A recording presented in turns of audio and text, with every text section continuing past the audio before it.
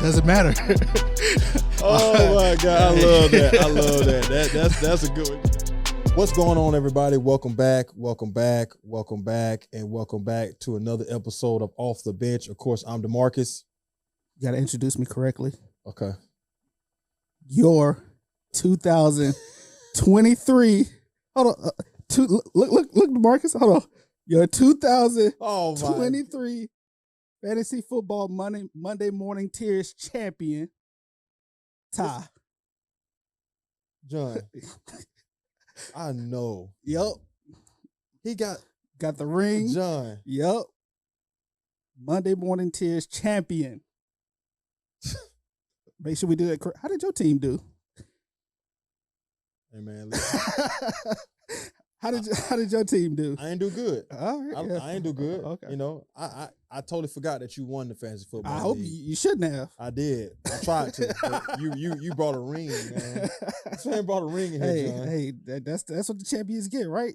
Well, as long as Nate didn't win, that's all I care about. Bro, when I saw Nate lost in the semifinals, I was like, yes, all is well and right in the world. Nate would never win fantasy football. Every year, bro, he has the best team. He cheated this year too. Oh, he did. He did. That's 100% right. He did that. I told him as soon as it happened, I was like, you cheated. Yeah. But shout out to Nate. That's that's what happens when you cheat. Yeah. When you cheat, you lose. So, well, congratulations on being fantasy football champion. Yes. I've been there, done that. So I know all about that, you know. But yeah, this year was not good for me in fantasy football. And I was trying to not think about that, but thank you for bringing it back up. But before we get started with today's episode, I don't know if y'all noticed, it's a little different look on the show today. Got a little bit of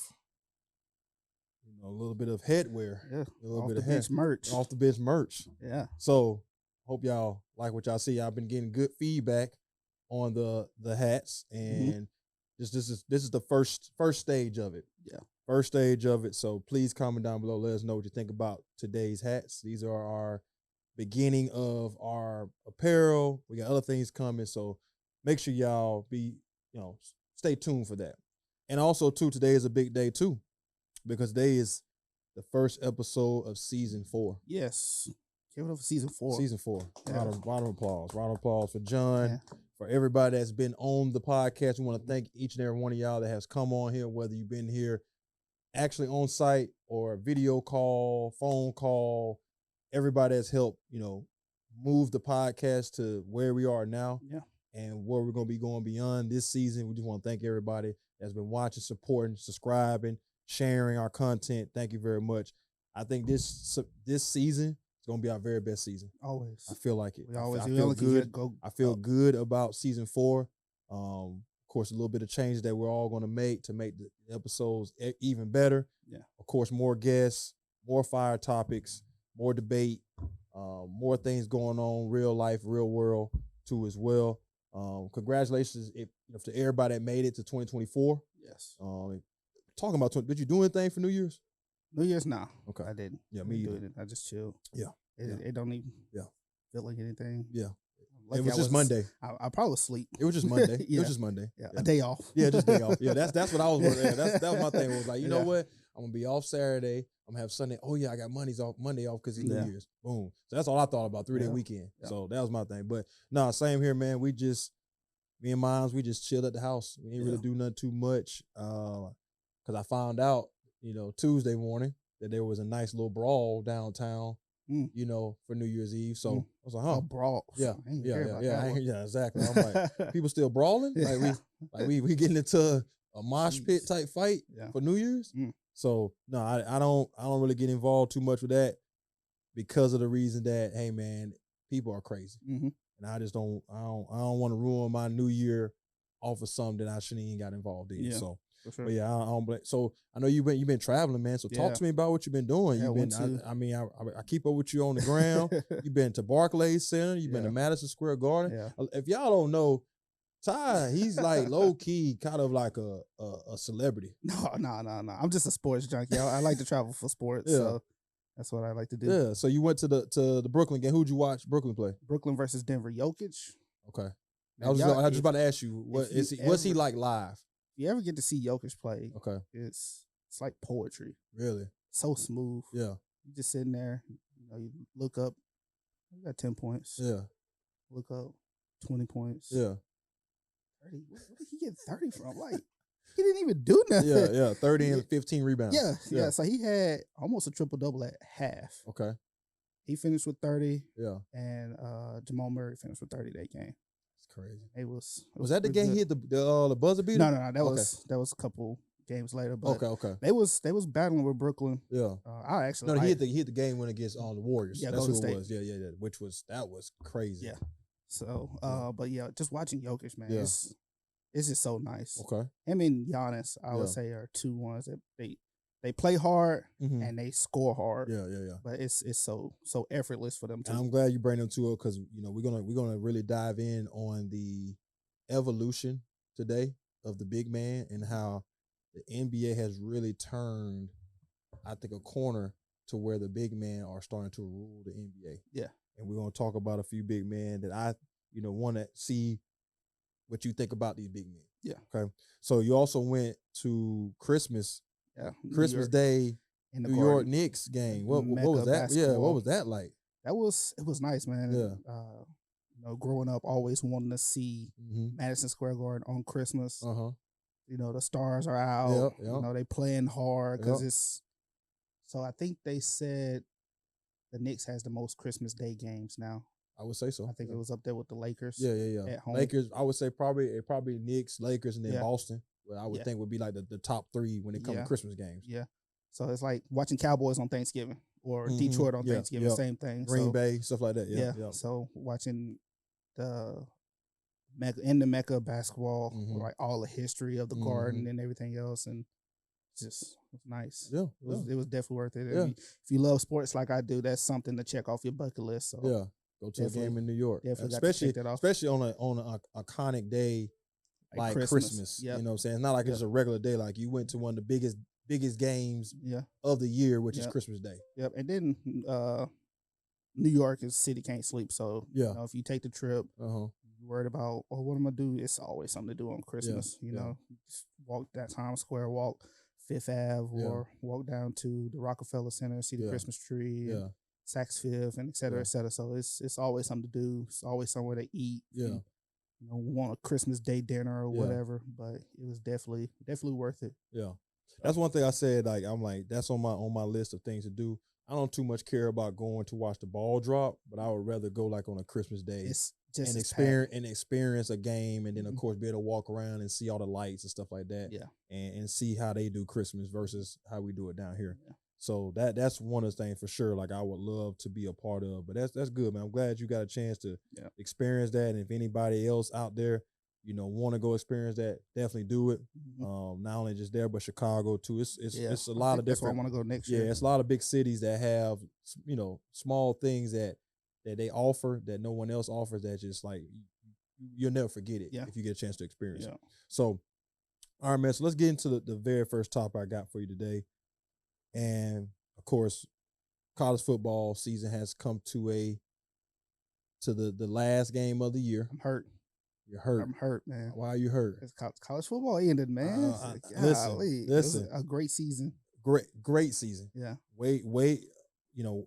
Great for the Pac-12 to play like they did, to be bringing that to a close, not having that conference no more. Yeah. I mean, all the bowl games, all the drama that came from the final, the picking of the Final Four. Yeah.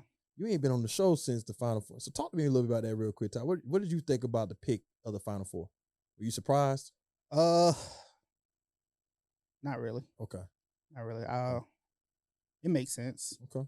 Like, look what happened to. I mean, granted, they didn't have no players, but yeah, I'm not surprised. Yeah. Bama played hard. Yeah. That was a good game. Yeah. That was a real good game. Michigan and Alabama was a good game. Yeah. This was the year that I heard somebody was like, all right, let's just get 6 in this year. Yeah. This would have been the year to do 6. That's what I'm saying. I think the committee could have said, let's shift gears. Yeah. We're gonna do 12 next year. Let's go, because of how these conference championship games pan it out. Let's just go ahead and move to 6. Put Alabama and Florida State in there, and let's just let them all 6 battle it out and see what it comes out to be. Mm-hmm. Because the way Georgia played, like I said, granted, Florida State didn't have all their players playing, but the way Georgia played, you can't tell me Georgia wasn't a top 14. Yeah. And I've seen a lot of people for Georgia. I don't know if it was Kirby Smart rule or whatever, but a lot of players still played and still on the team. Yeah. And then once the game was over with, they all hit the transport or declare for the draft or whatever. Like Brock Bowers, he played. Yeah. A couple of their running backs played, and then they entered the transfer portal. Yeah. So, and I know Kirby Smart is starting to advocate for, hey, we need to do something about this. Like, I understand like the injury or blah blah blah, but it's hurting bowl season. Yeah. If you go watch your favorite team play and they got third and fourth stringers and people never played, a snap or a down. Yeah, what's the point of watching them? Exactly. Yeah, that's the one thing about this transfer portal and the NIL deals and all that stuff that's been tied into college football. Now we finally got to see how it hurts college football because, like I said, you had guys making business decisions on, well, I'm transferring, so I'm not playing. Yeah. Or I'm gonna go to draft, so I'm not playing. Yeah. Or I'm gonna play a quarter or play, a half, and then I'm done. Yeah. You know what I'm saying? So it just it turned it too much into a business versus actually, like you say, the spirit of bowl season, playoff season of college football, which everybody looks forward to every single year. Yeah. So, but I want to ask you, so watching that Michigan and Alabama game, a lot of people have come out and said that Nick Saban, man, he got outcoached. Would you agree with that, or would you say that that's kind of a reach to say he got outcoached against that Michigan game? I will say this. The last play of the game, I don't understand what that was about. I think that was a bad call, especially with all the time between Michigan calling timeout, they call a timeout. Yeah. It's the last play of the game, last play of the season to go to the championship, and that's the best call they come up with. I mean, what you on a 2, 3, 4 yard line, quarterback draw. So it wasn't bad. He would have got it if. You think if he would have tripped over his 65 the guard, got killed. Yeah. Yeah, the guard got killed. And that's what he tripped over. Off the hike. Yeah. Yeah. And it was pretty much like a read option because whoever was blitzing off that right side, they crashed down. Yeah. Or they was waiting on him. So he did the right move to take it. Okay. So it wasn't bad. Dude just got blown up. Yeah. He would how fast he was going and the momentum he was gonna get in there. You think they would have pushed the pile into the end zone? Yeah. Okay. I think he would have got it. I just feel like I just think that there's a better call to be had. It is. But especially when you release the running back and you don't see any movement from that. Because most time when you put the running back in motion, it's just because you're trying to move somebody or see somebody move. So they was in a zone instead of being the man. Exactly. So that's what I'm saying. So I felt like at that moment you got to, hey, if you see a zone, here's the next read. Yeah. Versus, it's a zone, just keep running. Yeah. I mean, and all honesty, in a goal line stance like that, do Alabama have the receivers for that? They all got, I'm not going to say home run receivers, but somebody short, quarterback. Yeah. He's better with his feet than he is with his arm. Yeah. So I would have left it like that. Yeah. I'm not mad about the play. Yeah. It's one of the plays you have to live and learn with. Yeah. And that's what, Nick Saban did. Did he get outcoached? They lost by 7 in overtime. Yeah. Yeah. They had the momentum. Mm-hmm. No, because the defense, I think defense on both sides played lights out. Yeah. Neither one of the offenses really did anything. Didn't, like I said, no home run plays. Mm-hmm.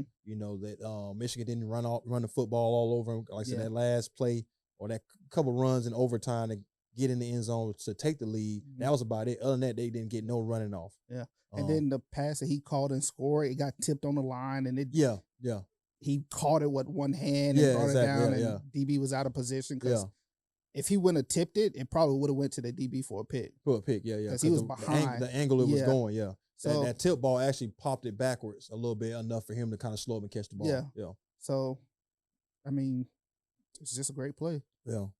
That Washington and Texas game, though, that was a lot of offense in that game. Yeah, a lot of offense. So, yeah. One of my buddies texted me and said, man, I don't know if y'all, because he was actually at the game. Oh, wow.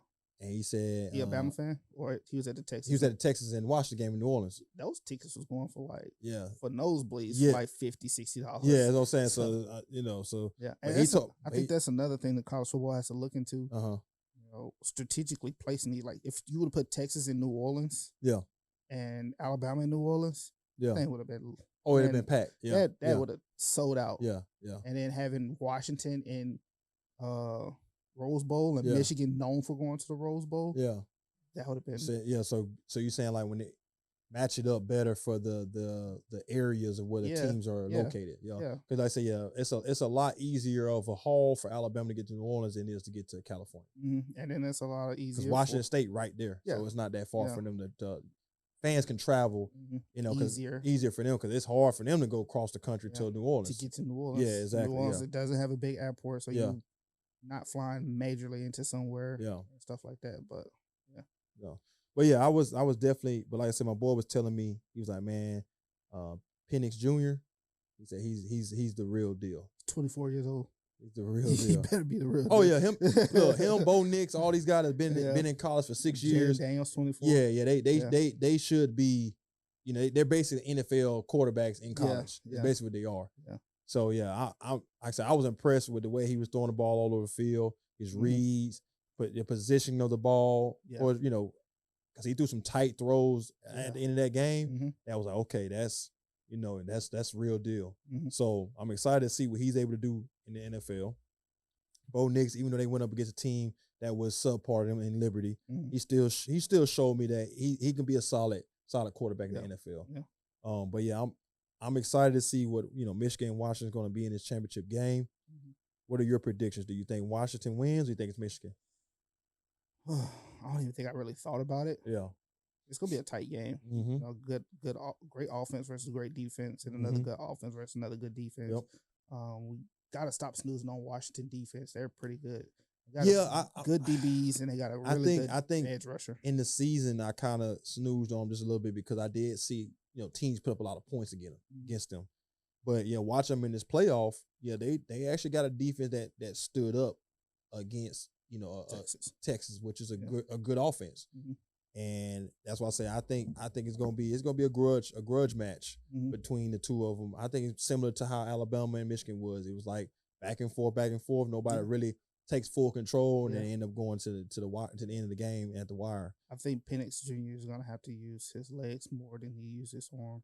Yeah, he got a great arm. Yeah, he does. He was throwing some dimes. Yeah, it was like one where he, as a left-hander, he threw it straight to the sideline perfectly where his receiver was the only one can catch it. Mm-hmm. And I'm talking about the cornerback was on his behind. Yeah.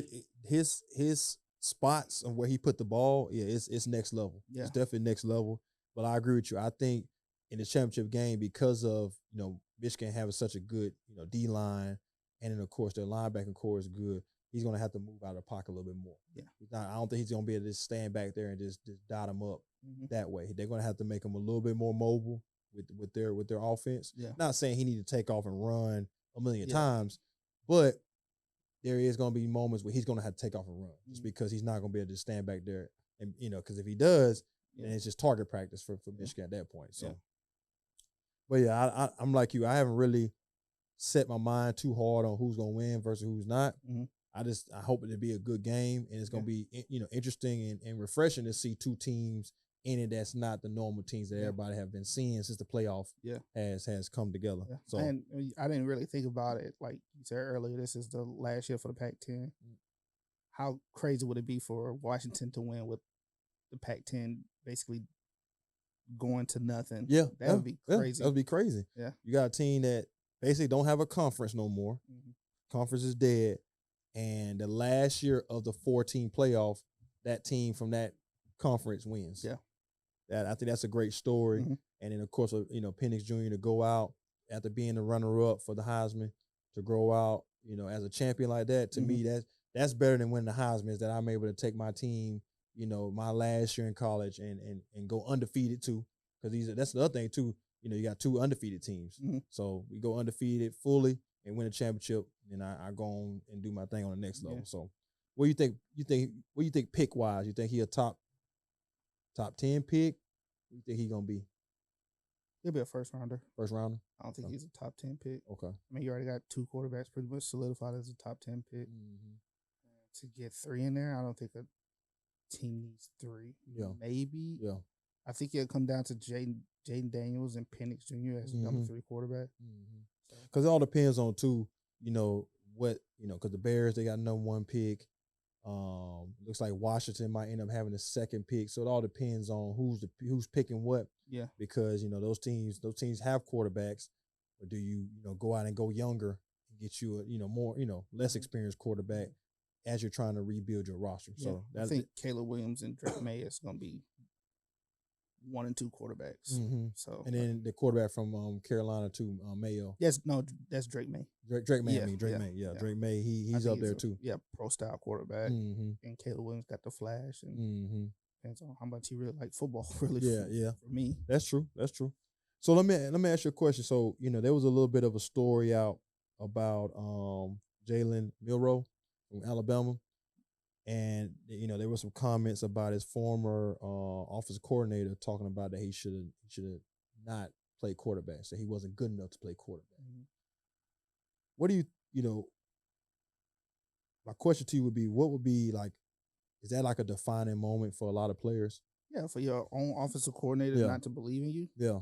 Was his shirt say lank? Yeah. Let a naysayer know. Yeah. So hey, go out there and prove it. Yeah. And he sure did prove it this year. Yeah. Got another year too. Yeah. Hopefully they can get him a center. They can get him the ball actually. Yeah, because that was because them tough. hikes, like I said, I get it. Them hikes, you got to help your center out, but at the same time, man, everything's at my ankles. Yeah.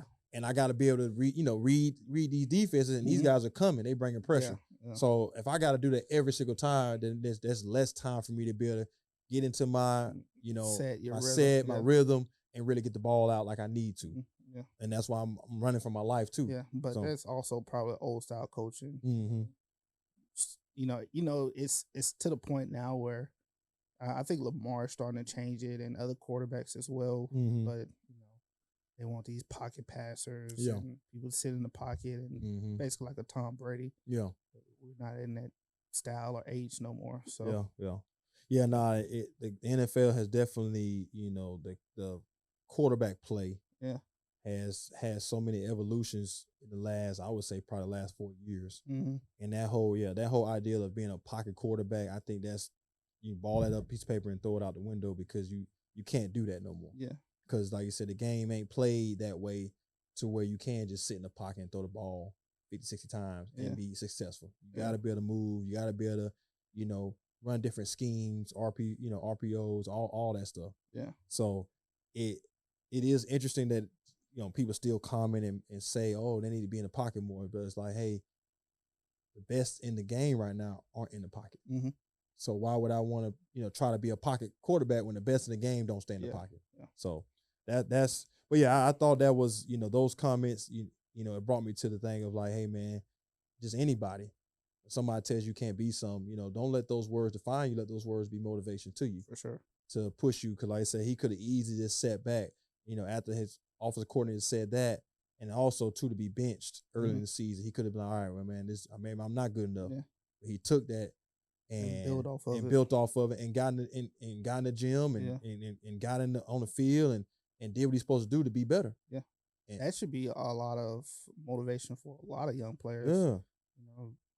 Do what he did, like you said, get in the gym, get in the film room. Yeah. Learn the playbook. Yeah. Learn, get more familiar with your teammates.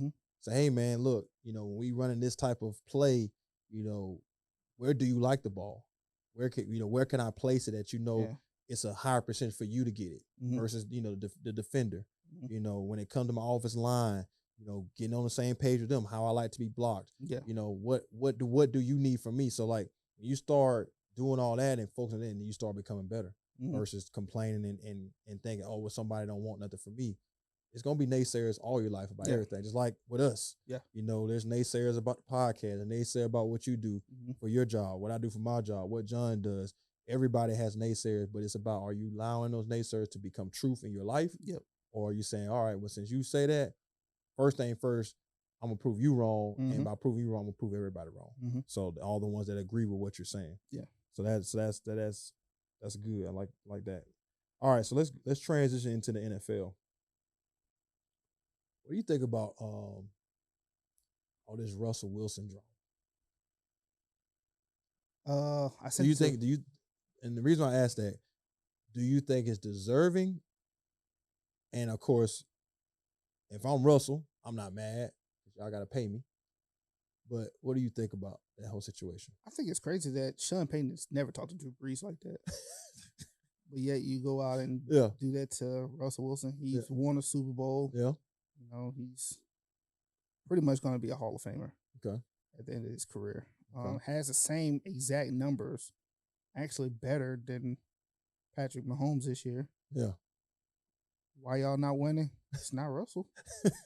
Yeah. Apparently it's not. He's doing what one of the highest paid quarterbacks is doing. Yeah, you know, what, 20-something touchdowns. Yeah. Less than double-digit interceptions. Yeah.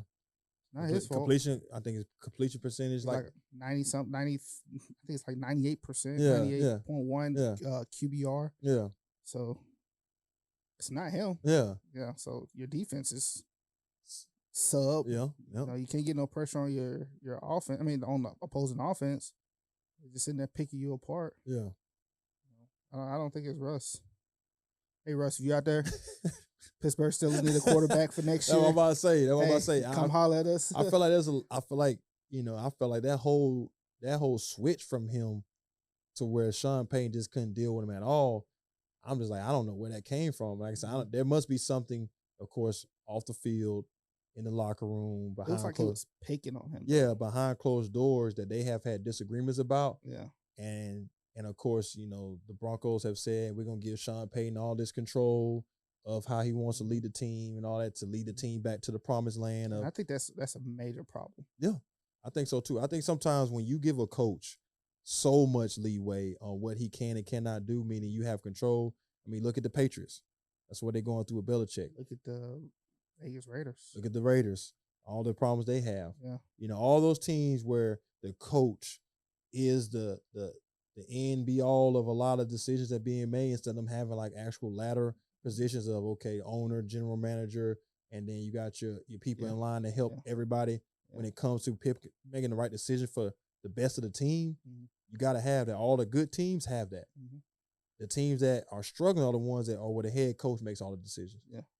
And like I said, I don't recall him ever talking or dealing with Drew Brees like that. Of course not. And then you look at Russell. Yeah, Russell struggled last year, and then he struggled at the beginning of this year. But on that little run where they won like 6 out of 7 or something like that, like Russell was balling. Yeah.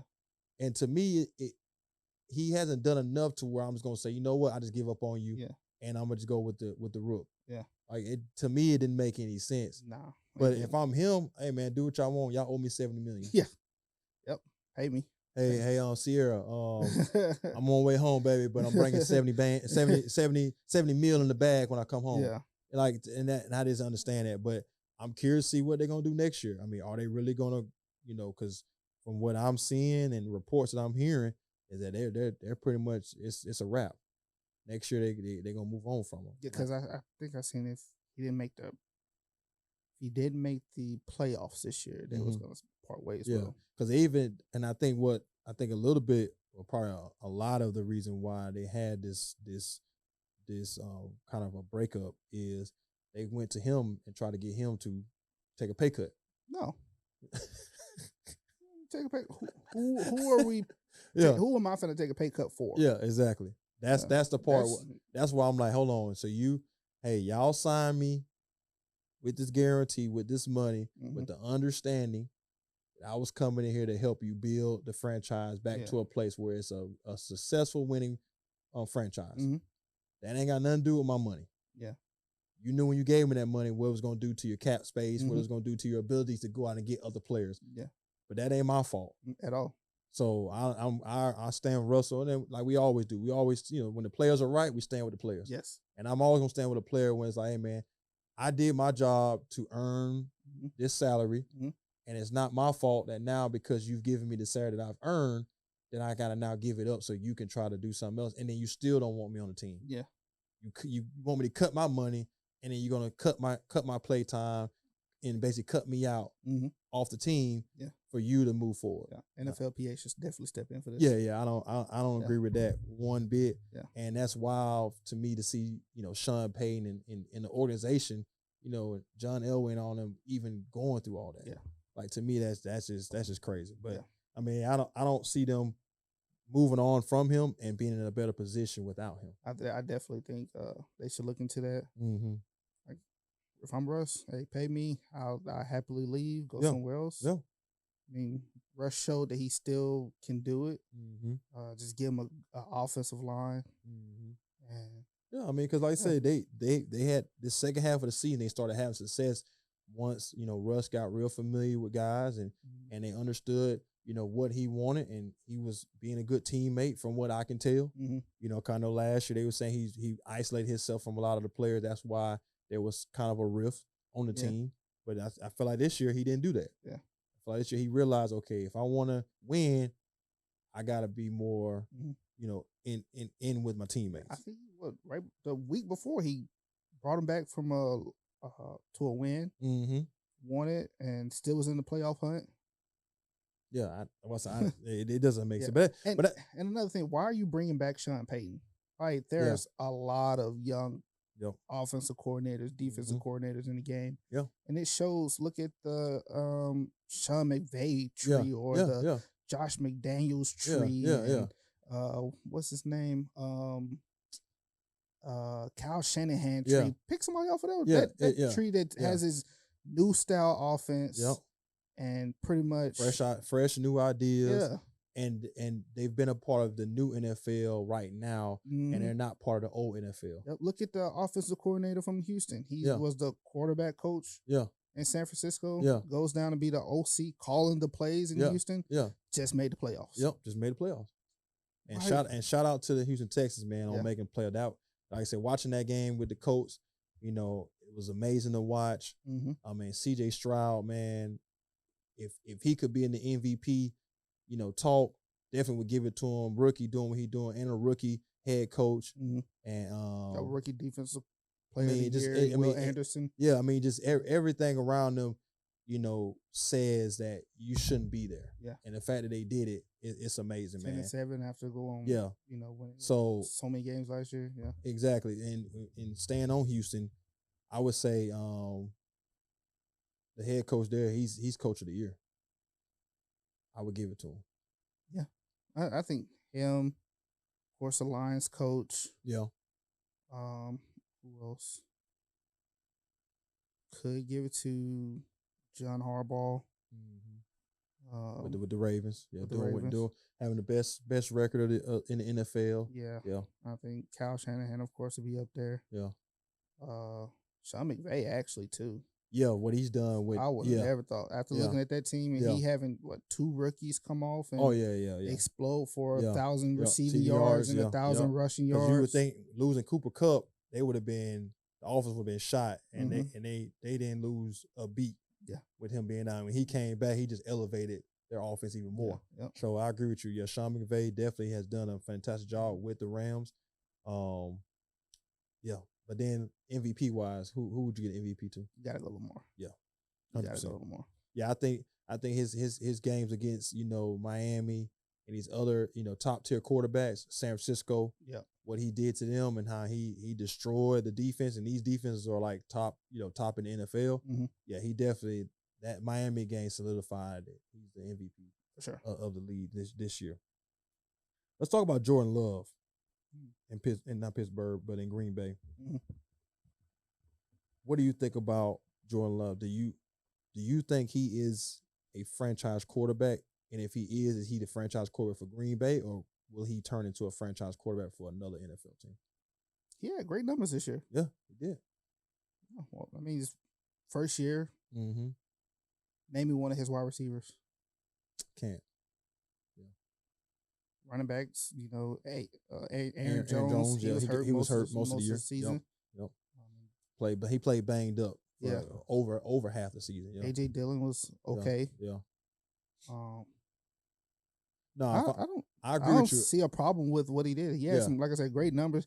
He has some indecisiveness in crunch time. Yeah.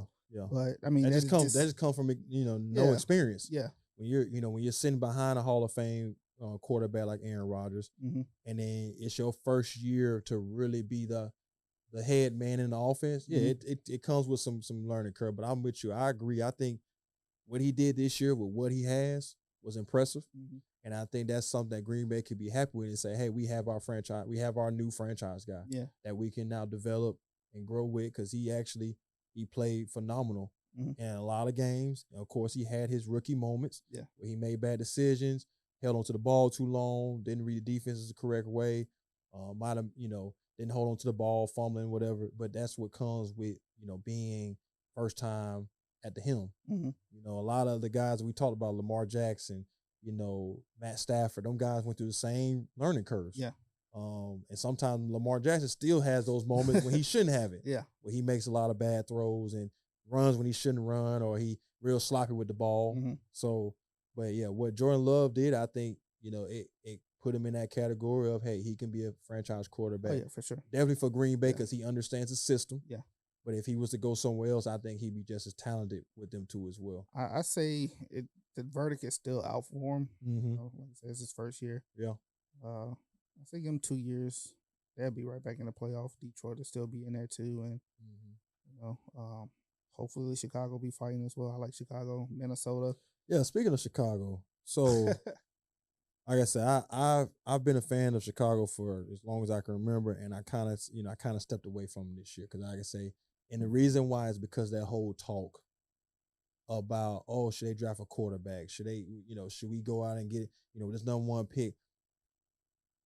Justin Fields, man, has balled out. Every year he's been with this organization with nothing. I say give him a new coach. With nothing. Yeah. And he finally got a decent receiver. And look what they did this year. How do you not look at him? And this kid, we have pretty much broken him in the sense of the way he plays the game. The kid can throw the ball. Yes, can he run? Absolutely.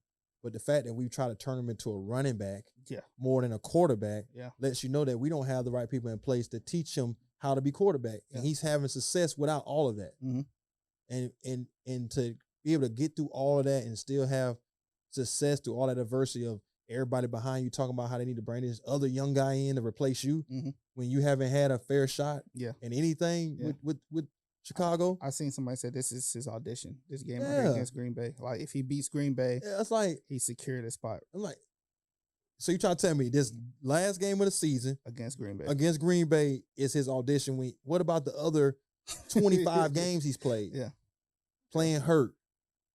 Out there with no wide receiver, no offensive line, no running back, no tight end. Yeah. Defense been playing somewhat decent, but what is he supposed to do? Yeah. And so now, if he beats Green Bay, now we're gonna say, okay, we'll keep you, Justin. We won't go draft a quarterback. Yeah. When to me it's a no-brainer, you go draft a wide receiver for him. Yeah. I will go get Marvin Harrison Jr. all day long. Yeah. Go get Marvin Harrison Jr. with him. Now he got two legit receivers now. We go spend the money on the offensive line.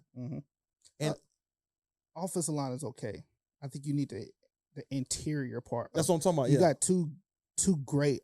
I'm not gonna say great. Two good tackles. We need. I'm talking about the interior. Yeah. The guard and the center. Yeah. Upgrade there, and then spend the rest of your money on defense. Yeah. I still don't like Tremaine Edwards there. You don't like Tremaine Edwards? Why? You had a great linebacker in Raekwon Smith. Yeah, I didn't want to pay him, but then you give this man Tremaine Edwards $22 million. But that's what I'm saying. That's the reason why I stepped away from following them. Yeah, it's because we do everything that's an oxymoron. Yeah. Or we don't want to pay you, Raekwon, but we're gonna go get another linebacker who's not as good as you and give him the money that we should have gave you. And then he go over to another team, he balling out. Pro bowler. You know what I'm saying? So it's just the attitude of do everything to not help us get better next year. Yeah. It's been the same mindset for so long, and I'm over it. Yeah. And like I said, Justin Fields don't deserve the negative, talk he's been getting because the kid's been balling out. Yeah. You look at his numbers. He's been balling out with basically nothing. Yeah. So less than nothing. But yeah. Having DJ Moore helps. Yeah. Oh, it does. Yeah. It does. So, all right. So what do you think about the merger, the United Football League? I was actually trying to read up on that last night. Yeah. I mean, you still at 8 teams. Yeah. Give us more teams. It's 30 NFL teams. Yeah. I know at some point they want to make it like a G League to the NFL. And I think that's what they're trying to do. But 8 teams, though? Yeah. you can give a 16 or something, or even 12. Yeah, like, and I mean, because you think about it, what I didn't understand with the merger, like I say, I get it. They're trying, The Rock and everybody a part of that team is trying their very best to give people a reason to support them, just like they support the NFL. Yeah. But the struggle is, like you say, it's not enough teams, and it's not enough names on the teams to really pull people that way. I don't think you have to have names. Not really. But I don't mean like names in the sense of like, high draft pick. I'm just saying like just somebody's familiar in the sense that you could, say, oh, okay, I know who that guy is. Yeah. Because that's always been their struggle, I think, is they have been able to have players on there that people are familiar with, in the sense. Yeah. But, to go, you had the XFL, the USFL. They both had 8 teams. Why can't you make 16 teams out of those 16 that you already had? Yeah. So you crunch it down to 8, and so you basically it's a short season. And that part I didn't understand either. But I mean, we'll have to wait and see, man. I just wanted to see what you thought about that.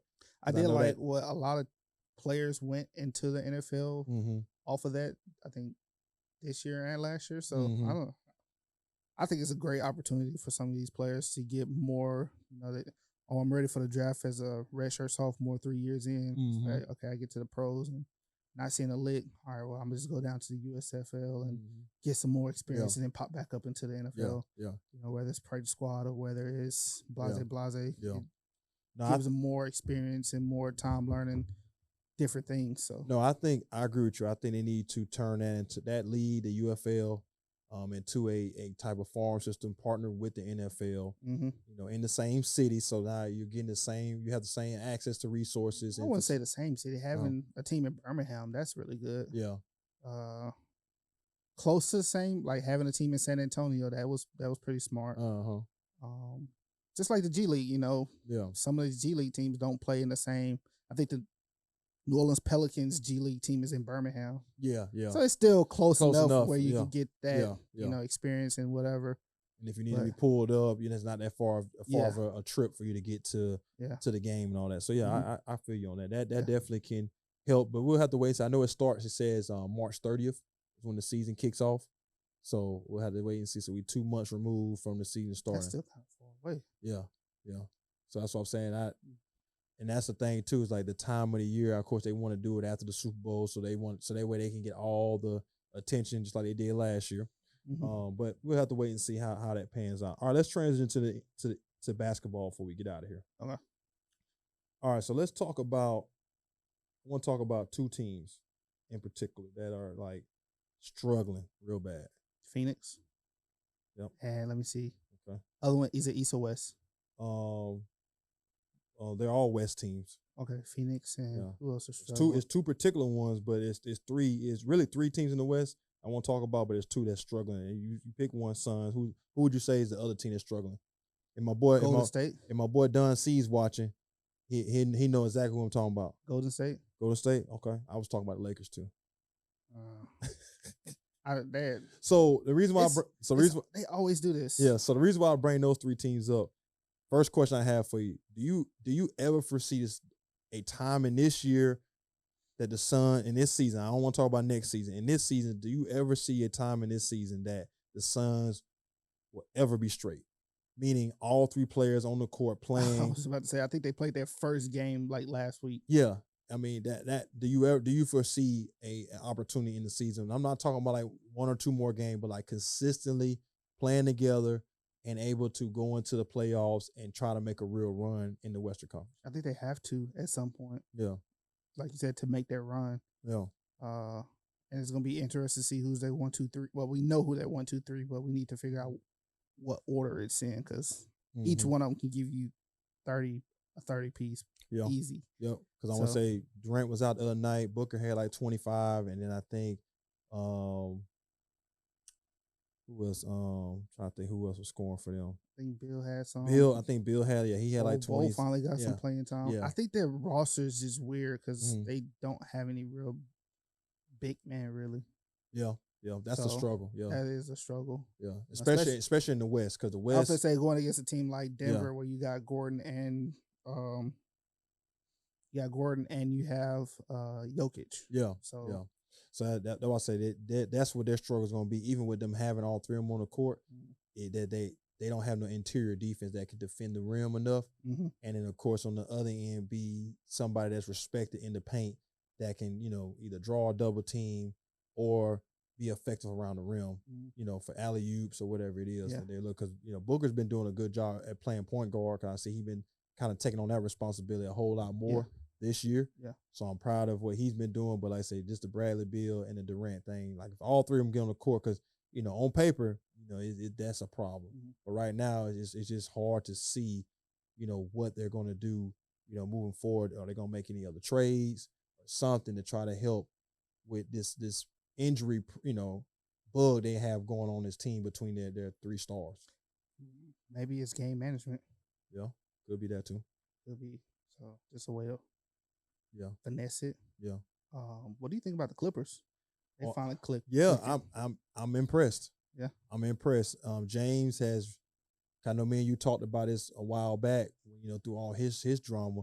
Do he even like basketball? Is basketball even a priority to him? And I have to admit, I was wrong. He definitely has shown me through his play and how he's been managing the team and how he's been letting Kawhi and Paul George be the number 1 and 2 feature on the team. He got to. Both of them scored 30 the other night. You know what I'm saying? So he, and with the way they're playing, and then Russell has accepted his role of kind of starting 6-man, on that team, being that energy guy, plug guy. And then of course their bigs play good. Defenders, shooting's good. They got a real chance to come out the West if they can stay healthy. Yeah. And they can keep doing what they're doing, because, like I said, I think they can give Denver a lot of problems with their matchups they have on the floor. But yeah, I'm impressed. What do you think about the Clippers? I think the same thing. I think they probably will be the hardest team, the best team to go against, a Phoenix, and the best team to go against a Denver, because, like I said, Paul George, Kawhi. Kawhi don't take bad shots. Yeah. Paul George, when he's on, he's on. Yeah. Like you said, you got James. He can spark a match at any time. West coming off the bench. You still got Norman Powell. You still got Man. You still got PJ Tucker. I forgot all about PJ Tucker. They really haven't used him right now. Yeah, he's 38 years old. Yeah. Let's shelf you to the bench to the playoff time, and you can come in there and guard who you need to guard and freaking shoot threes and everything else. Yeah. So. Yeah, man. I think right now, if you flip it over to Philadelphia, they're rolling without James. They got smacked the other night. They did. What do you think about that trade in the East? Are you talking about with RJ Barrett? Yeah. You took away 30 points and got somebody 15 points. Both up. They can give you defense, but quickly, I think quickly hurts the Knicks. I think the OG trade for RJ Barrett was okay, but losing quickly, I think that hurt them. Yeah, because that's an easy 12 to 15 and then points. Especially coming off the bench, being that spark off the bench. Because like I said, OG, he going to play defense. Is he going to score 20 points a game or something like that? No. But he's going to... That's what he averaged in Toronto. He can definitely... He has the capability to do it. And then, of course, defending-wise, he's going to be able to guard a lot of positions for him. And I think that's why they made that move, because they know they need him to be able to guard try to guard Giannis, because Julius Randle, he can't guard a Giannis. Trying to put him on, those guys that they think is going to be a difficulty for him, going to the playoffs, because they got a playoff roster team. Yeah. But it's just about, if offensively now do they have enough to be able to beat those teams? Yeah. I don't know if they do. I haven't really watched RJ play with Toronto to see if, I still think Toronto's going to make another move, because they got to figure out what they're going to do with Pascal to see if they're going to keep him or move him. I think this year you have to keep him. Got to keep him one more year? Yeah. Okay. Somebody, shout out to Tim. He was talking about the trade, and he said trade Pascal to like an OKC. Yeah. Makes sense. Yeah. Not a bad trade. Yeah. Give up some bench players or whatever. It's draft picks. Yeah. That'd be a good landing spot, but I do like I do say you keep Pascal just for this year to see what he can do. Yeah, and if not, then because you want him to, if he can raise his stock even more this year, so that way you can make sure you get the right pieces back for him when you do make that final trade with the right team. Because right now, as you look at the landscape of the NBA, these young teams, like the Minnesotas, like the OKCs, like the Sacramento Kings, they're the top in the West for a reason because they've went through the gauntlet of allowing their young players to develop. Mm-hmm. And of course, they haven't had to spend a lot of money on them because they, all young, coming off their rookie deals. So they've actually developed them, and so now you're seeing the fruits of their labor. Yeah. Because now it's like, man, OKC balling. Yeah. All of them doing well. Yeah. So I think you're right. Hold on to them and see if we can try to make a deal with one of those teams and try to grab one of those players. Yeah. So now we mentioned the Warriors. I know Draymond Green returned. Mm-hmm. Talk to me real quick. What have you thought about, this whole Draymond Green situation? Because last time I was on podcast, I talked about it a little bit, and I've been talking about it. And I personally feel like this, after this return, he's been gone for 12 games. After his return, I feel like it's like his last opportunity. Yeah. I still think the Rudy Gobert headlock that was warranted. I don't care what nobody say. I say I praise him for that one. For real, you think the chokehold? I think that was warranted. Don't touch. Why you touching my man? For that long period of time. Why you touching my man? For that period of time, though. Let him know. That long period of time, like baby boy, put him in the headlock. Cause I got you. I think that was warranted. Okay, but no, the other stuff is it was excessive. Yeah. He just. And I was telling somebody this last night. I was like, it's not anger management. Yeah. It's just like you give him whatever he has to do. It's the same thing with Ja. Like, yeah, what did Ja need to go to therapy for? Like, yeah. And what is Draymond like? Just tell him, hey, chill out. Like, yeah. Like that's all you had to say. Take money, hurt his pockets, or whatever you need to do. Suspend them. So you don't think it's a psychology issue with them? You just think that, hey, he made these choices that you might, that of course the NBA don't agree with, and of course Draymond Green does things that the NBA don't agree with, but it's not to the point where there's some mental health issue with him. I don't think so. Okay.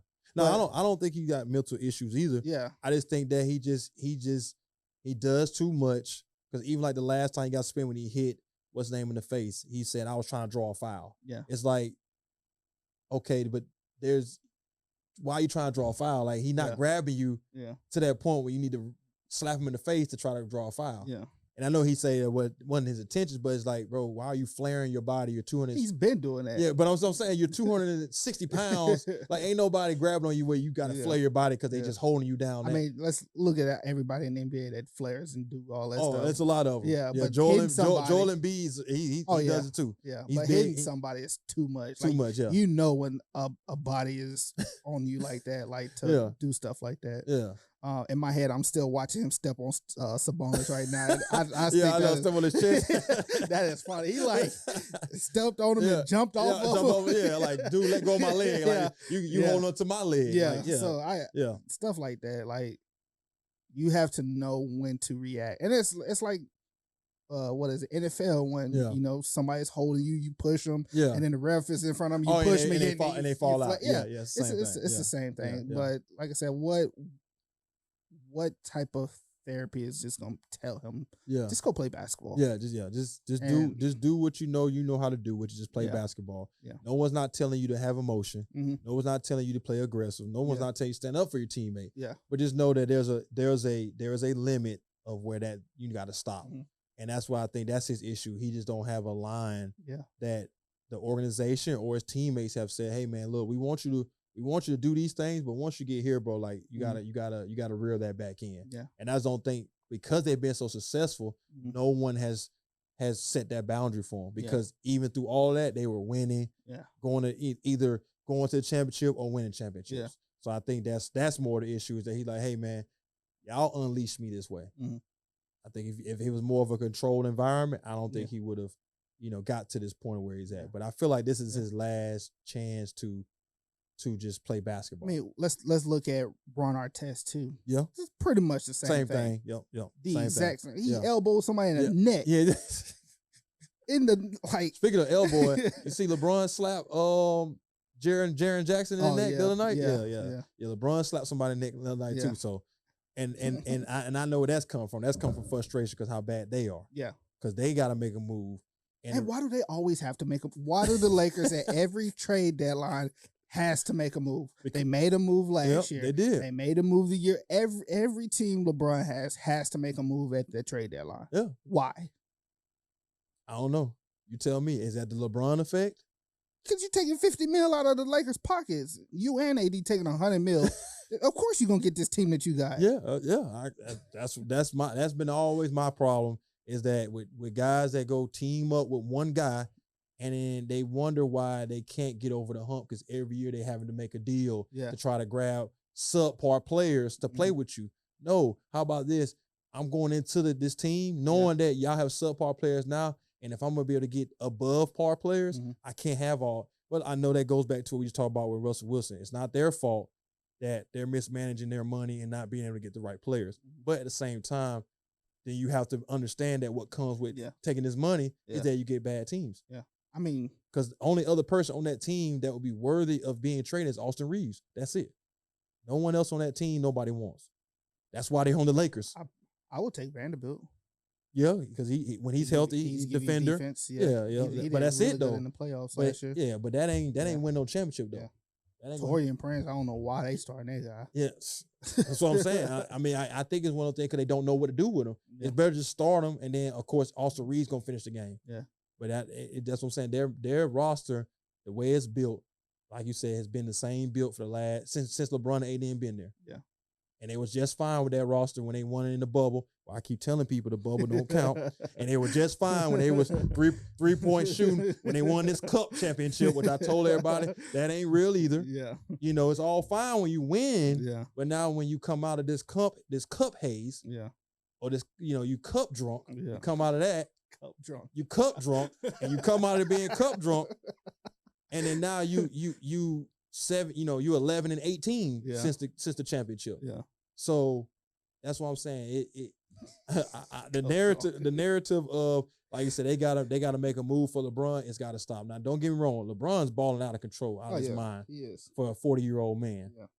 And been doing as long as he has. But where they are is where they're supposed to be. And it's so funny because I just thought about when they got Gabe Vincent, they got Torian Prince. Yeah. Gabe, they got all this player. That was like Gabe they just said, hey man, we're gonna give you $20 million to come over here and just sit down. Yeah. Because he can't be that hurt. Nah. There's no way Gabe Vincent, as much as he was balling with Miami for no money, and then you get the money, now all of a sudden you can't do nothing but sit down. Yeah. Come on, man. I just think about when they got that team. It was like, oh yeah, we're championship bound. And now it's at the trade deadline. I was like, we need to trade everybody.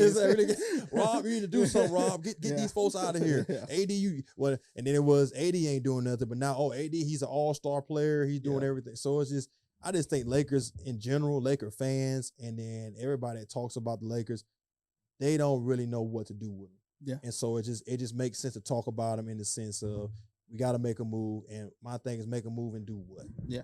Who you going to bring in that's going to help you get over the hump of Denver, Sacramento, any of those teams, OKC, any of those teams right now in the West. And it's like they bring in Christian Wood. Yeah. We let him walk. Yeah. I mean, like he doesn't play defense. He don't play 7 foot. He can shoot. Yeah, he can score. Doesn't play defense. Don't play defense. You got Jackson Hayes. Yeah. All he do is catch lobs. Yep. So and they don't even use him. They don't even use him. Yeah. So they don't even use him. So that's why I say I don't know what they're gonna do, but the Lakers, I think the Lakers they're gonna be where they are, and I think the Warriors have finally, like I said, that dynasty I think is dead now. I think they're coming back down to just being a normal team in the West, and what they are right now is probably where they're gonna be because you got Curry and Clay. They're not gonna be around too much longer. So I think it's time for them to start rethinking. Okay, for the future, start making moves for the future. Yeah. So, all right. So, 2 more things, then we're gonna get out of here, man. All right. So earlier we were talking about the big men in the NBA. So we're talking about the big, like I said, the NBA has turned into this, big man's game, and all the bigs are pretty much running away with, what they're doing, scoring, rebounding, passing, leading the team and all that. So out of these big men, who would you take? You got Jokic, Embiid, Giannis, Wemby, or Chet? Based off what you're seeing. I'm taking Jokic. You taking Jokic? Yeah. Okay. I think I'll take Jokic. Jokic makes the team better. Mm-hmm. Its verdict is still out for Chet and Wemby. Mm-hmm. They one of them behind the back took off from the man two-hand dunk. Yeah, he took off from the free throw line. Yeah. Almost landed by the time he dunked. I was like, what the heck? Then he did. He's going to be nice. Yeah, yeah. He's 19-year-old. Yeah. He needs a point guard. I watched the highlight where they was like, whoever the point guard is, the dude with the colored hair. Yeah. They was like, he makes Wemby bad. Yeah. Because he's not giving the ball. Yep. The man did something where like it was going to be a shot clock in the quarter or something. He just dribbled it out. Wemby's wide open. Wemby's trailing. The dude is like, he's trailing for like a trailing three. Yeah. The dude just fumbled the ball, lost it or something. Yeah. But yeah, whoever this point guard is for him, he needs to go. Yeah. But they had to get somebody around Wemby. Chet is in a perfect situation where it's Shea. Yep. And if the more Chet develops, because it's still technically his rookie year, the better that team is going to be because Chet is their number 2 guy. Yeah, I think so too. And Jokic, he could easily win MVP for the rest of his career while he's in playing the league. Yeah. I just saw a stat. He was like 39 for 44 over 4 games, only missing 5 shots. Yeah. That is crazy. That's crazy.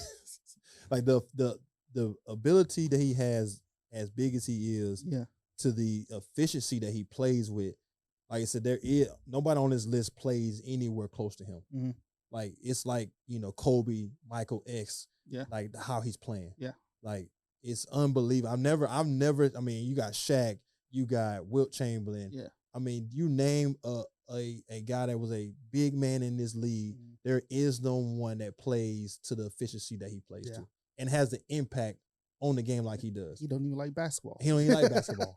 That's what's crazy. Yeah. He don't even like basketball like that, but he plays it 10 levels higher than the people next to him. Mm-hmm. Like I said, Embiid plays the game great. Giannis, the way him and Wemby was going back and forth at it, and that just showed me that, the NBA is in a good place because if he ever, when Wemby can, develop into like a Giannis, in regards to his strength and development, I mean, because he already got the shot, he already got the passing, the dribbling, the skill set. Yeah. He's gonna be scary, man, when he finally. And then going back to your comment about not passing the ball, I think there's some, and this is what I've noticed with young teams in the NBA.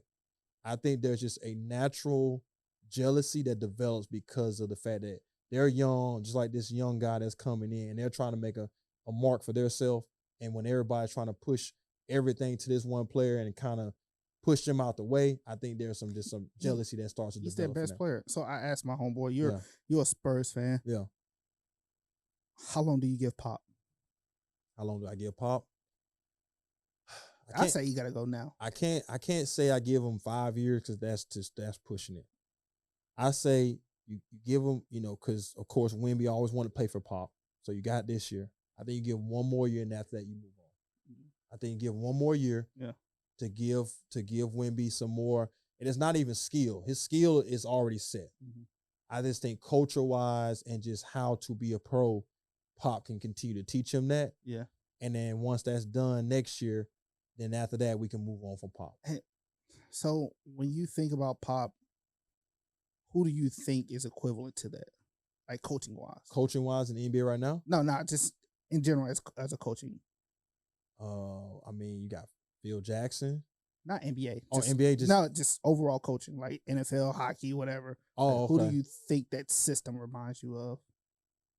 I would say Bill Belichick. Exactly. Yeah. How many players in the free agency wants to go play with Bill Belichick? None. How many wants to go play with Pop? None. I think that's a problem. Okay. I think that's a real big problem. But I think it's a problem in the sense of, like I said, attraction to other superstar players. Yeah, that's what I'm saying. But I don't think it's a problem because in development of players, it has been success from that. Yes. Because you got to think, we got 5 championships, you got 6 championships from both these coaches. Mm-hmm. And it's with that system and what they've put in place. But that system, is it out of date? For sure, for sure with Bill Belichick, it's out of date. Yeah. I don't think so much with Greg Pop. I just think that we we just been so young for so long. It's been hard to get, those guys in line. But now we have a actual player that I think now the young guys can kind of, if they can get out their own way, they can kind of follow him. Yeah. And it gets better. But I agree with you. I can't see him coaching longer than next year. Yeah. Now with Bill Belichick, I think it's time for him to go because yes, what he's doing, nobody is really rocking with that. Yeah. But I agree with you. Yeah. But okay, so if you take Pop out, who can you bring in that would be the right fit for that culture? Look at the Houston Rockets. Okay. And that's what I think of. Uh-huh. Young team. Yep. They brought in Fred VanVleet. They brought in Dylan Brooks. They're winning. Yeah. That was a young team last year. That was. Jalen Green, Yep. Smith. Yep. I can't think of the center. He has a foreign name. He's good. He's give you 20 points. Yeah. Jeff Green came in there. That's the veteran leadership they have, and they're actually pretty much in a playoff spot. Yeah. So that's what the Spurs need. You know, the Spurs need somebody that can come in there, be a veteran, somebody that come in there that already knows how to win. And Fred VanVleet won a championship, can still be that dominant point guard. So do you think? So it sounds like to me, are you saying like Greg Pop or AKA Bill Belichick, they're blocking these teams' abilities to even have those players because players don't want to play for them? I think it's not them. It's the system. Like everybody talk about the Patriots way. Mm-hmm. There's a San Antonio way too. Yeah. I don't think it gives them the freedom. Okay. I would say. Okay. The same thing with Vegas under Josh McDermott. Not Josh. What's his name? Josh McDaniels. McDaniels. Yeah. Same thing. Everybody was like that Patriots way pretty much in Vegas, Yeah. and when he was in Denver, they said the same thing. Yeah, Patriots way, and because then you know all those people that come from that coaching, because they talked about Bill Belichick coaching tree, and every person that's coached under him that had an opportunity to be a head coach somewhere else, they struggled, they failed because they try to implement those same things and it doesn't work, but in that organization. I mean, the Spurs Pop has coached great Steve coaches. Kerr and all. They all have somewhat that San Antonio way, but also brings a new flavor, new style to it as well. Yeah. I can't remember his name or where he's at now, but he used to coach in Memphis. Okay. I know he was under Pop. I would say why not bring Becky Hammond in? Let her be the first. That's like she's done her thing with the Las Vegas Aces. Yep. So and then she's been a part of the Spurs, coaching staff, so she knows how knows the system. Exactly. That'll great be coaching, and that'll be a great opportunity for the first woman head coach to be a part of the NBA, especially to be with a talent like a Wemby. That she can build with. They need to make San Antonio a desirable free agent market for players. Yeah, because I mean, the fan base is loyal. You got a good fan base, and like I said, the history of the team has been good. But they do have to find a way to revamp the image of the team to attract those players. Because I don't think they ever had a big name free agents come through. Yeah, because right now with the way the league is, it's very hard to draft a player and keep a player there for 7-8 years to watch him develop and then build off of him. You don't have 7 or 8 years you don't have to develop a player. Because players want to leave after 1-2 years now, and they're going to force their way out. They have to. So, and then all right. So my last thing I got for you about the NBA. Is the NBA losing to the NFL and the NHL? Not to the NHL, but they lost Christmas. Yeah. This year, they definitely lost Christmas. Because, listen, so I'm like you. Thanksgiving, Christmas Day, there's one thing I'm doing. I'm watching football, I'm watching basketball. But I caught myself this year, bro. I didn't watch any basketball. Really? Because I was watching so much football. And I was like, and I get it, the way the schedule, the way Christmas fell and all that. And it was on a Monday, so that you still got Monday football, you got Sunday football the day before. But it just felt like nobody wanted to watch basketball. And this is 2 years in a row now that the schedule has failed the way it's failed. And I've watched more people watch the NFL and even the NHL, what they're doing now. How they're kind of jumping on what the NFL is doing and trying to seize that that viewership too. And I feel like it's hurting the NBA. Yeah, definitely is. So I don't know. The NBA's gonna do something, man. Because I mean, of course, the NBA playoffs, that's gonna be rocking. So in another month or so, we're gonna be rocking. Once we get past this whack ass All-Star weekend, get past that, and then the NBA, I think will be rocking from there. I think the best thing they can do, and I was telling somebody, push the season back. So push it back to like December? Yeah. And then that way you come in on Christmas. Come in around Christmas. You know, have your first couple games in Christmas. And then you finish up around 4th of July. Yeah.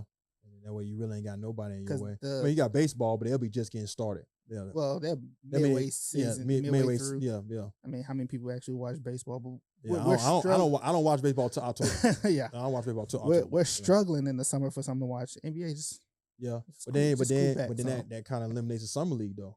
If you're in July. Really. You still have summer league. So you just go. So basically, your summer league. The only thing it will hurt will be Olympics. Yeah, that's what I'm saying. So when the Olympics come around. Yeah, summer league can be around August. It's still technically summer. Mm-hmm. Yeah. So because I think they don't consider summer ending into like the end of August going into September. Because that's when the season start to change. But I would say push the season back. Okay. Give us, some good Christmas. Oh, because remember the lockout we had? Mm-hmm. They had opening. Oh, yeah, they did. It was Dallas versus Miami open up. Yeah.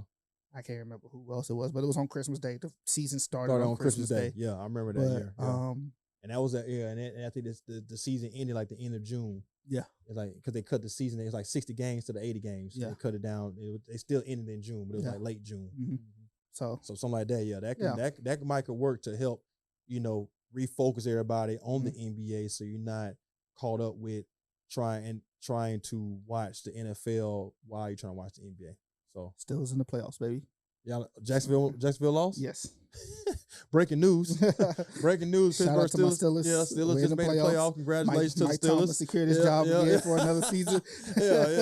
Yeah. Another winning season, another playoffs berth. So congratulations to the Steelers on making playoffs. All right, man. So I want to wrap this episode up with you, Ty, and I want to make one note before we officially get out of here. So it was brought to my attention and say, hey man, this would be a great topic for your podcast. I try to take a lot of consideration for a lot of topics. Mm-hmm. So I want to see what you thought, and then of course, wrap it up. Let me find my note. Okay. What do you think the issue is in this area with high school basketball compared to other areas abroad or around us, in a sense? From what you can tell, and then I'll tell you what I got, and then we'll get out of here. I think it's the same thing with the NBA. We here in the South, especially in this area, we focus around football first, then basketball. Mm-hmm. I think that's a problem. Mm-hmm. Let's see. I don't know too much about this area, but I'm just thinking about back at home. Yeah. So I remember they was finna have a high school basketball game on Friday night. Mm-hmm. The opposing team made the high school playoffs. They had to cancel that game, reschedule for a later date because their team made the playoffs. And of course, they're gonna go watch the playoffs before they actually watch high school basketball. So stuff like that hurts. I would say another thing too is giving basketball players a place to play, like closing centers down and closing places down because they're not getting the attraction or whatever they need. I know back in my city, they pretty much shut down all the rec places. So now kids don't have nowhere to play. I think it's like 1 or 2 now. And we used to have 4 or 5 when I grew up. So that hurts. And 3, the willingness to get the players and parents out there to actually get them to practice, get them to wherever they need to go. Work on their game. Yeah, work on their game and stuff like that. Yeah, you hit it on the head, man. I agree with everything you're saying. That's what I was saying. Administration, the high schools around here, they're not focusing on basketball. Like I say, they focus on other sports. They really get into it with football. They really get into it with baseball, soccer, whether it's drumline, whatever it is. There is an invested interest in those sports, unlike it was basketball. Like we was talking about earlier off camera, like even like the schedule, like when I was in high school, you just knew that these days were basketball days. Yeah. These were basketball nights. Yeah. Like everybody's looking forward to going to a basketball game on a Tuesday night or a Friday night or a Thursday night, whatever it was. And everybody was excited to go to these games. Now it's not that case. the other problem that I'm seeing in this area that we have a huge problem with is we're not honest with players. We're not telling players that, hey, man, you're okay, but there's another level you got to get to be able to play on this level. And we're telling kids they're, like, they're Pensacola good. Because when they go actually try to play on another level, they struggle because we've been, programmed them to believe that where you are right now is enough. You don't have to, there's no need to work. Yeah. And I think we got to change that mindset. We got to let guys and girls know that, hey, man, you're going to have to work 20 times harder because of where you come from. Because of, like you said, the fact that we don't have centers open like they used to be when I was a kid. I used to be able to go play basketball 8 times a day. Now I can't name one place I can go play basketball. Yeah. And the one place that's open, they want to say, if you're not a member, you can't come in. So they've closed the doors and cut off access to players to be able to go somewhere and play against good, talented basketball players to develop naturally that way too. And then I think just coaching in general, I think coaching has struggled in this area because of the fact, maybe because of doing, like we was talking about earlier in this episode, doing things so much like the old way and not being willing to, change what we've been doing to catch up to what's going on right now. I think another thing too, just made me think about this. This one kid, he plays for Huntsville High. I'm sorry, I don't know your name if you're watching or listening. He's really good. He's a big man, maybe like 6'4", 6'5". They played against the number one guy in the country that plays for whatever school. They had it close. He did his thing against them.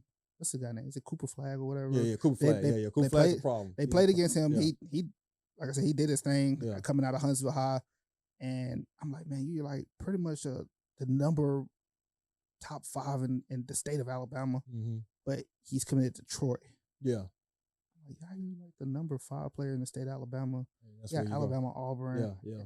But all these big name schools. Yeah, you committed to Troy. Like I think another thing too is NFL with NBA, it's just so hard to make these rosters or make it to the NBA or et cetera, because it's limited. Like NFL or like college football, you got 52 to 100 players on a roster.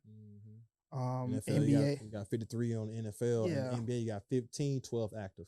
Yeah, which is crazy. Yeah. So you're as playing high school basketball is going from this to this to this to this. NFL or high school football is this. But I just think that's just so crazy, and I never understood that. Like I said, how you like the top 5 player in high school in the state of Alabama, you're not going to like Alabama or Auburn, or they're not recruiting UAB or wherever. No, it's definitely in this area, man. I just think because, like I said, the focus is so much around football that it's just harder for basketball players to be effective in the sense of, like you say, being a top 5 in your position in the state.